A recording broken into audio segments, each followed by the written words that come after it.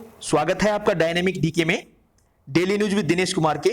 आज के वीडियो में हम बात करेंगे 11 सितंबर 2020 की इंपॉर्टेंट न्यूज के बारे में। दोस्तों, खबरें और वीडियो के लास्ट में कवर होने वाले मजेदार फैक्ट्स को जानने के लिए इस वीडियो को आखिर तक देखिएगा। पहले बात करते हैं आज के वीडियो के की अट्रैक्शंस के बारे में। हमारे आज के वीडियो में Shanghai cooperation organisation, world health organisation, एक भारत श्रेष्ठ भारत योजना तथा प्रधानमंत्री ग्रामीण आवास योजना का जिक्र आया है, जिसे मैंने स्लाइड्स में ब्रीफ इंट्रोडक्शन के साथ अलग कलर में हाईलाइट कर दिया है। चलिए वीडियो शुरू करते हैं।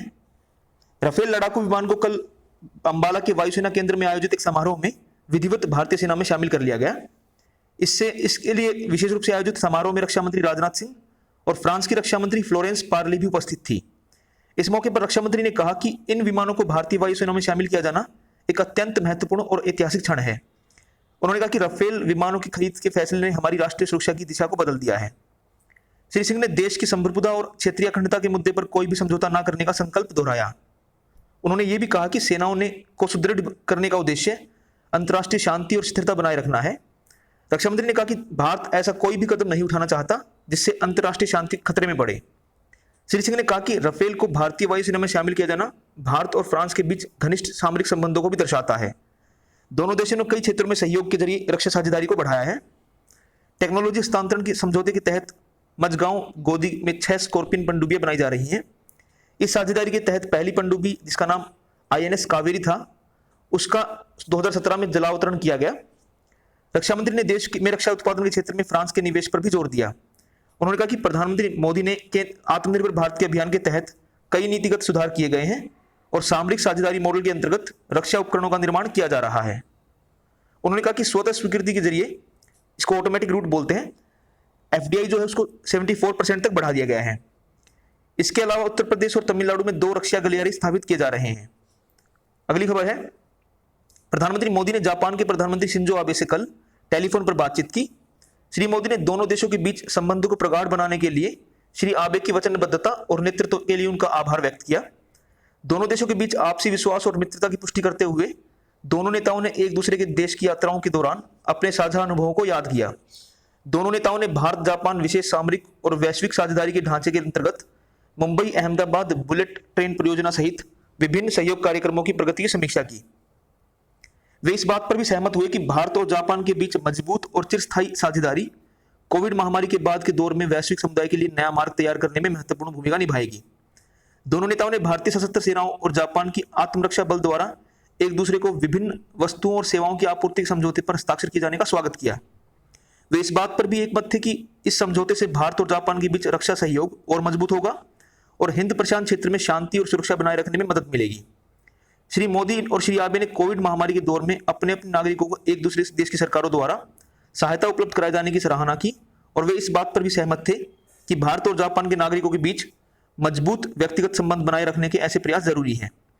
दोनों नेताओं ने विश्वास व्यक्त किया कि भारत जापान साझेदारी में पिछले कुछ सालों में जो तेजी आई है वो भविष्य में भी इस तरह जारी रहेगी। श्री मोदी ने जापान की नई सरकार के साथ पूरे सहयोग करने की इच्छा व्यक्त की और श्री आबे को भविष्य के लिए शुभकामनाएं दी। इसके अलावा भारत और जापान ने भारतीय सशस्त्र बल और जापान के आत्मरक्षा बल के बीच आपूर्ति और सेवाओं के प्रावधान से संबंधित आदान प्रदान के समझौते पर हस्ताक्षर किए हैं। आपको पता होगा कि जापान के अंदर आर्मी नहीं है, उसकी आर्मी का जो चार्ज है वो अमेरिका देखता है। नई दिल्ली में रक्षा सचिव डॉक्टर अजय कुमार और जापान के राजदूत सुजुकी सातोशी ने इस पर हस्ताक्षर किए। समझौते से भारत और जापान के जो आर्म्ड फोर्सेज हैं उनके बीच सैन्य गतिविधि के क्षेत्र में सहयोग बढ़ेगा और विशेष सामरिक और वैश्विक भागीदारी के सिलसिले में द्विपक्षीय रक्षा सहमति को बढ़ावा मिलेगा। अगली खबर है, प्रधानमंत्री मोदी ने कल डिजिटल माध्यम से प्रधानमंत्री मत्स्य संपदा योजना का उद्घाटन किया। हमने कल की वीडियो में इसके बारे में बात की थी। उन्होंने ईगोपाला ऐप की भी शुरुआत की। ये मत्स्य पालन, संवर्धित मत्स्य बीज विपणन केंद्र और संबद्ध सूचना पोर्टल है। इस मौके पर श्री मोदी ने बिहार में मत्स्य पालन और पशुपालन क्षेत्रों से संबंधित अनेक कार्यक्रमों की शुरुआत की। प्रधानमंत्री मत्स्य संपदा योजना एक ऐसा अग्रणी कार्यक्रम है जिसमें मत्स्य पालन क्षेत्र के सतत विकास पर अधिक ध्यान दिया गया है। योजना का उद्देश्य साल 2024-25 तक अतिरिक्त 70 लाख टन मछली उत्पादन को बढ़ाना है। प्रधानमंत्री मत्स्य संपदा योजना देश के 21 राज्यों में कल शुरू की गई है। इस मौके पर प्रधानमंत्री ने कहा कि इन योजनाओं के शुरू करने का उद्देश्य 21वीं शताब्दी में भारत के सभी गांवों को ऊर्जा और आत्मनिर्भरता के क्षेत्र में और मजबूत बनाना है। प्रधानमंत्री ने कहा कि ई गोपाला ऐप जो है वो डिजिटल माध्यम है जिससे मवेशी मालिक अच्छी नस्ल के मवेशियों का चुनाव कर सकेंगे। इस ऐप से उन्हें मवेशियों के स्वास्थ्य और चारा से संबंधित सूचनाएं प्राप्त होंगी। अगली खबर है, हमारे विदेश मंत्री सुब्रमण्यम जयशंकर ने कल शाम रूस में संघाई सहयोग संगठन की बैठक के मौके पर चीन के विदेश मंत्री वांग ई के साथ मुलाकात की। इस बैठक के दौरान भारत और चीन लाइन ऑफ एक्चुअल कंट्रोल पर मौजूदा हालात पर अपने दृष्टिकोण के मार्गदर्शन हेतु 5 बिंदुओं पर सहमत हुए, जिसमें सैनिकों को पीछे हटाना और तनाव कम करना शामिल है। एक ज्वाइंट स्टेटमेंट में कहा गया कि दोनों पक्ष मतभेदों को विवाद बनने से रोकने पर सहमत हुए हैं। वे इस बात पर भी सहमत थे कि दोनों पक्ष चीन भारत सीमा मामले पर विद्यमान समझौतों और प्रोटोकॉल्स की पालना करेंगे, सीमावर्ती क्षेत्रों में शांति बनाए रखेंगे और ऐसी किसी भी हरकत से बचेंगे जिससे हालात खराब हों। संघाई सहयोग संगठन के विदेश मंत्रियों की परिषद की कल शाम मॉस्को में आयोजित बैठक में आगामी शिखर सम्मेलन की तैयारियों पर चर्चा के साथ साथ क्षेत्रीय और अंतर्राष्ट्रीय मुद्दों पर भी विचार विमर्श किया गया। नई दिल्ली में वीडियो कॉन्फ्रेंसिंग के जरिए मीडिया को जानकारी देते हुए विदेश मंत्रालय के प्रवक्ता अनुराग श्रीवास्तव ने कहा कि बैठक के बाद दोपहर के भोज का आयोजन किया गया, जिसमें रूस, भारत और चीन के मंत्रियों ने हिस्सा लिया। विदेश मंत्री डॉक्टर एस जयशंकर ने विदेश मंत्रियों की परिषद की बैठक से हटकर कई देशों के विदेश मंत्रियों के साथ द्विपक्षीय बैठकें भी आयोजित की। संघाई सहयोग संगठन के विदेश मंत्रियों की परिषद की यह तीसरी बैठक है जिसमें भारत पूर्ण सदस्य की हैसियत से हिस्सा ले रहा है। प्रवक्ता ने बताया कि डॉक्टर जयशंकर ने परसों रूस के विदेश मंत्री सर्गेई लावरोव से मुलाकात की थी। उन्होंने कहा कि भारत की रूस के साथ विशेष साझेदारी है और यह साल दोनों देशों के बीच सामरिक साझेदारी का साल भी है। दोनों मंत्रियों ने द्विपक्षीय आर्थिक मुद्दों और रूस के सुदूर पूर्वी भाग के विकास में सहयोग के बारे में भी चर्चा की। परमाणु और अंतरिक्ष क्षेत्र में सहयोग पर भी बातचीत हुई। संघाई सहयोग संगठन के राष्ट्रीय अध्यक्षों की परिषद की बैठक नवंबर में वीडियो कॉन्फ्रेंस के माध्यम से आयोजित की जाएगी। रूस के राष्ट्रपति व्लादिमीर पुतिन ने परसों संगठन के सदस्य देशों के विदेश मंत्रियों की बैठक में वीडियो कॉल के जरिए इसकी घोषणा की थी। रूस के राष्ट्रपति ने कहा कि कोरोना महामारी के प्रकोप से उत्पन्न स्थिति को देखते हुए संगठन जुलाई में राष्ट्रीय अध्यक्षों की बैठक को आयोजित नहीं करा सका था। भारत संघाई सहयोग संगठन के शासनाध्यक्षों की परिषद की 29 और 30 नवंबर को नई दिल्ली में होने वाली बैठक की मेजबानी करेगा। इस संगठन का पूर्ण सदस्य बनने के बाद भारत पहली बार प्रधानमंत्री स्तर की पहली बैठक का आयोजन करेगा। संघाई सहयोग संगठन की स्थापना 2001 में रूस, चीन, किर्गिज गणराज्य, कजाकिस्तान, ताजिकिस्तान और उज्बेकिस्तान के राष्ट्रपति को शिखर सम्मेलन में की गई थी। पाकिस्तान और भारत को इसमें एंट्री मिली थी 2005 में और 2017 में दोनों देश इसके कंप्लीट मेंबर बने थे। नेक्स्ट खबर है, विदेश मंत्री हर्षवर्धन श्रृंगला ने कहा है कि भारत का पूर्वोत्तर क्षेत्र पूर्व और दक्षिण पूर्व एशिया का प्रवेश द्वार है। उन्होंने कहा कि यह पड़ोसी देशों को प्राथमिकता और पूर्वी देशों के साथ व्यापार करने की कड़ी है। विदेश सचिव कल एक वेबिनार में पड़ोसी देशों को प्राथमिकता देने की नेबरहुड और एक्ट ईस्ट नीतियों का पूर्वोत्तर क्षेत्र पर प्रभाव विषय पर बोल रहे थे। उन्होंने कहा कि आत्मनिर्भर भारत के लिए एक मजबूत, स्थिर और समृद्ध पूर्वोत्तर महत्वपूर्ण है। विदेश सचिव ने पूर्वोत्तर के आर्थिक आधुनिकीकरण और क्षेत्रीय संपर्क के लिए परियोजनाएं शुरू करने के वास्ते Bharat Japan act east forum की स्थापना के बारे में भी चर्चा की। बात करते हैं कोविड-19 पर अपडेट की। देश में पिछले कोविड में से स्वस्थ होने वाले की जो रेट है वो 77.74% तक पहुंच गई है। पिछले 24 घंटों के दौरान 72,900 से अधिक रोगी ठीक हुए और अब तक 34,71,783 मरीज स्वस्थ हो चुके हैं। डेथ रेट 1.68% है हमारे यहाँ। देश में पिछले 24 घंटों के दौरान कोविड के 95,735 नए मामले सामने आए। केवल 5 राज्यों से 60% मामलों का पता चला है। महाराष्ट्र में 23,000 और आंध्रा में 10,000 से अधिक रोगी सामने आए हैं। फिलहाल देश में 9,19,018 से अधिक रोगियों का उपचार हो रहा है। पिछले 24 घंटों के दौरान 1172 मरीजों की इन्फेक्शन की पुष्टि हुई और मरने वालों की कुल संख्या 75,062 हो गई है। बीते एक दिन में 11,29,756 कोविड जांच की गई है। नेक्स्ट खबर है, स्वास्थ्य मंत्री डॉक्टर हर्षवर्धन ने कल वीडियो कॉन्फ्रेंस के जरिए वर्ल्ड हेल्थ ऑर्गेनाइजेशन के दक्षिण पूर्व एशियाई क्षेत्र के 73rd सेशन को संबोधित किया।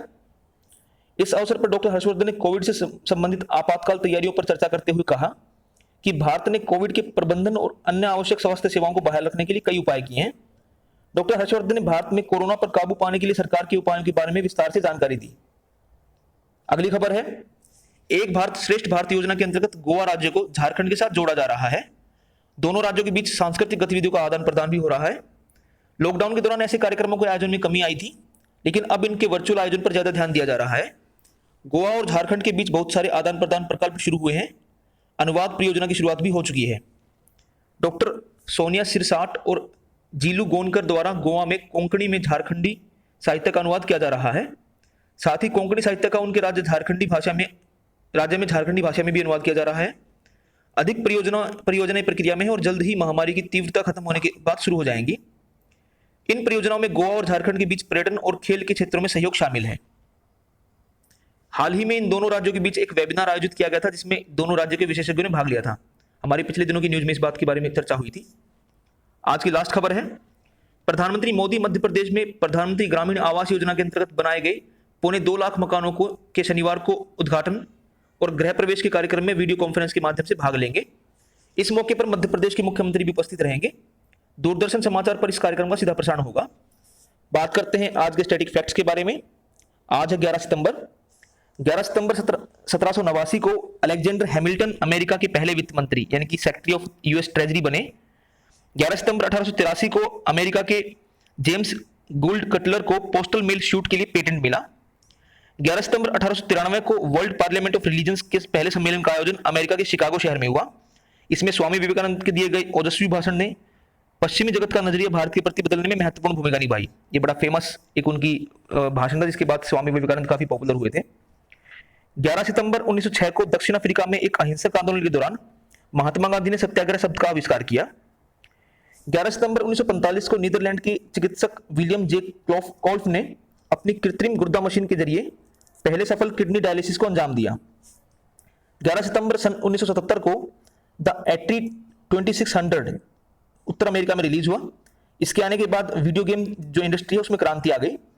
11 सितंबर 1978 को ब्रिटेन के जेनेट पार्कर चेचक जिसको स्मॉल पॉक्स बोलते हैं उस नामक बीमारी से मरने वाले आखिरी व्यक्ति थे।